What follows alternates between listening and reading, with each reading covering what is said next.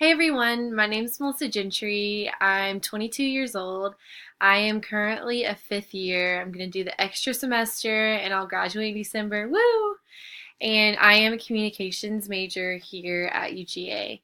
I plan on getting my degree here with the Arts and Sciences of Franklin's for communications, and I want to go to California State University for grad school because I want to get my MA in interpersonal communication.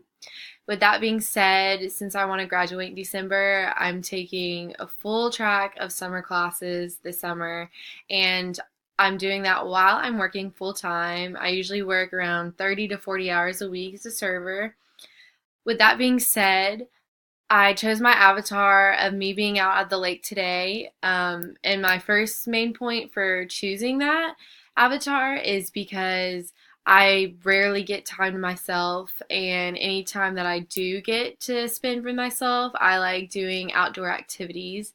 I'm a very outdoorsy person, and I love running. Running is one of my favorite things to do, so I'll run at the botanical gardens. It's a good way to get exercise and still be out and about. And if I'm not running, I am where my avatar shows me that I'm at, and that's Lake Hartwell. And I'm out there on the lake with my dog. She's 4 pounds. Her name's Lucy. She's a Chihuahua. She's really sweet, so we just go out there and we have a good time and sunbathe and relax. And it's just a nice escape from work and class that I'm dealing with this summer. My second point for choosing that is the avatar is to show that you can find happiness in the little things.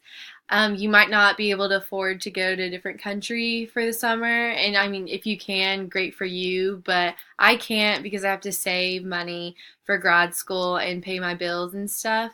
And to be able to have like a little experience out on the lake just makes me really appreciate the smaller things in life, and it just kind of shows me that you can be happy doing anything that you want to do, and whether it's little things, and it's just to appreciate the beauty in nature around you.